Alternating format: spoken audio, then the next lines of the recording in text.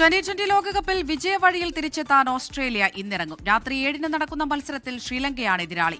England, Afghanistan ടീമുകൾക്കും ഇന്ന് മത്സരമുണ്ട്. സിംബാബ്വേക്കെതിരായ തോൽവിയുടെ ഞെട്ടലാണ് ഓസ്ട്രേലിയ. കങ്കാരുക്കളുടെ കരുത്തിനൊത്ത ഒറ്റ ടീം പോലും ഗ്രൂപ്പ് ബിയിൽ സത്യത്തിലില്ല.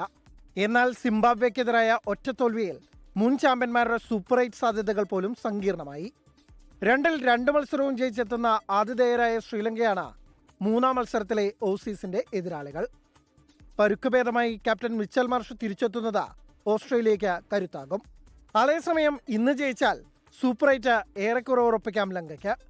കഴിഞ്ഞ 2 കളിയിലും അർദ്ധ സെഞ്ചുറി നേടിയ കുശാൽ മെൻഡിസാണ് ലങ്കൻ നിരയിലെ പ്രധാനി. സൂപ്പർ 8 ഉറപ്പിക്കാൻ ഇംഗ്ലണ്ടും കളത്തിലെത്തും.